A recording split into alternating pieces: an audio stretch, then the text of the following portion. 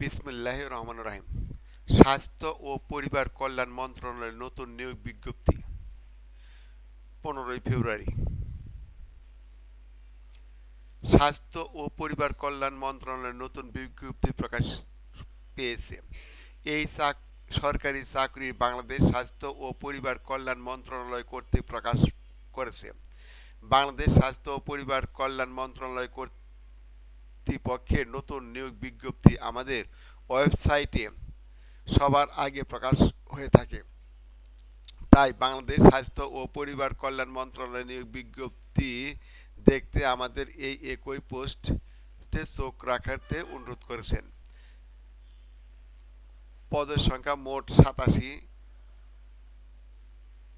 জন। 60 মুদ্রাক্ষরিক cum computer operator পদের সংখ্যা 16টি। শিক্ষাগত যোগ্যতা স্নাতক অথবা ডিগ্রি সমমান। অফিস সহকারী কাম মুদ্রাক্ষরিক কম্পিউটার কাম মুদ্রাক্ষরিক পদের সংখ্যা 27টি। HSC pass. শব্দের গতি 20 ও 20। বেতন 9,300 থেকে 22,490 টাকা। অফিস সহায়ক পদের সংখ্যা 44টি। শিক্ষাগত যোগ্যতা এসএসসি পাস। বেতন 8,250 থেকে 20,010 টাকা।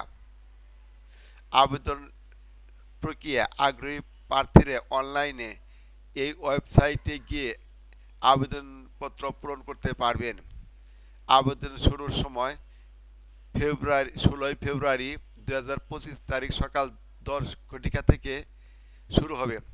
আবেদন শেষ তারিখ 15 মার্চ 2025 তারিখ বিকাল 5টা পর্যন্ত আবেদন করা যাবে। বিস্তারিত জানতে অফিসিয়াল বিজ্ঞপ্তিটি দেখুন।